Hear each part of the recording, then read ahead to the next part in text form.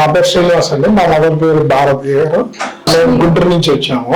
మా మదర్ కి ఇట్లా బీపీ వల్ల సడన్ గా కళ్ళు తిరిగి కింద పడ్డారు. సో ఆ టైంలో ఏంటంటే ఇమీడియట్ గా ఓఆర్ఎస్ పట్టి వెంటనే ఇక్కడ రమేష్ హాస్పిటల్ కి వచ్చాము. వచ్చిన తర్వాత ఎమర్జెన్సీలో వాళ్ళు ఇమీడియట్ గా ట్రీట్మెంట్ స్టార్ట్ చేశారు. తర్వాత nephrologist doctor DLP Sai Kumar గారు ట్రీట్మెంట్ స్టార్ట్ చేశారు.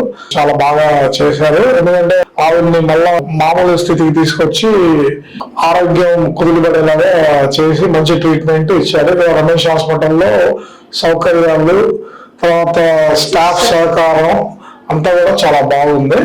సో ఇప్పుడు దాకా మాకు ఇదే ఫస్ట్ ఎక్స్పీరియన్స్ రమేష్ హాస్పిటల్లో. మాకు దీన్ని బట్టి మేము ఇంకా కొంతమంది కూడా మేము దీని గురించి చెప్పగలుగుతాం. ఎందుకంటే మాకు చిన్న హాస్పిటాలిటీ ట్రీట్మెంట్ కానీ, డాక్టర్స్ సహకారం కానీ, ప్రత్యేకించి డాక్టర్ డిఎల్పి సాయి కుమార్ గారు చూసిన తీరు కానీ చాలా బాగుంది. ఈవెన్ మా మదర్ గారు కూడా చాలా హ్యాపీగా ఫీల్ అయ్యారు. బీపీ డౌన్ అవటం వల్ల రమేష్ హాస్పిటల్ వచ్చాను. ఇక్కడికి వచ్చాక ట్రీట్మెంట్ చాలా బాగుంది. వాళ్ళందరూ బాగా చూసారు. సాయి కుమార్ గారు అయితే మరి బాగా చూసారు. నమస్తే అండి. పేషెంట్ లక్ష్మీ భారతి గారు 70 years ఫీమేల్. ఈవిడ హాస్పిటల్ కి కళ్ళు తిరిగి పడిపోయి వచ్చారు. బేసిక్ గా ఫస్ట్ ఇలా కళ్ళు తిరిగి పడిపోయినప్పుడు కామన్ గా మనం రూల్ అవుట్ చేసుకోవాల్సింది మెదడుకు సంబంధించి ఇబ్బందులు ఏమైనా ఉన్నాయి రూల్ అవుట్ చేసుకోవాలి.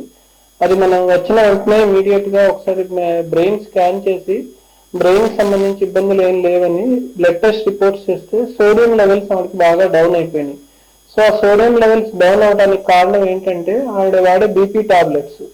సో ఆ టాబ్లెట్స్ అని ఆపేసి మళ్ళీ సోడియం ఇంజెక్షన్స్ ఎక్కించి ఆ సోడియం లెవెల్స్ అన్ని సర్వ్ చేయడానికి ఇంజెక్షన్స్ ప్లస్ సాల్ట్ కూడా తగ్గించి తీసుకోకుండా నార్మల్ గా తీసుకోమని చెప్పాం.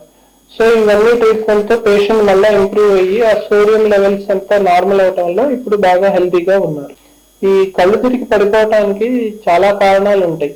వాటిల్లో మనకి కామన్ గా చెప్పుకోవాలంటే బ్రెయిన్ కి సంబంధించి కారణాలు కానీ, బీపీ డౌన్ అయినా, కార్డియాక్ ప్రాబ్లమ్స్ కానీ, షుగర్ డౌన్ అయినా, ఇంకా చాలా రకాల కారణాలు ఉంటాయి. ప్రతిదానికి మనకి ట్రీట్మెంట్ అనేది ఇంటి దగ్గర చేసుకోవడం సరైనది కాదు. ఏమన్నా ఇబ్బంది అయితే ఇమీడియట్ గా హాస్పిటల్కి వచ్చి ఎమర్జెన్సీలో అన్ని ప్రాబ్లమ్స్ చెక్ చేసుకుని రూల్ అవుట్ చేసుకుంటే మనం ఏ కాజ్ అనేది ఎవాల్యుయేట్ చేసి దాని పరంగా ట్రీట్మెంట్ ఇవ్వగలుగుతాం.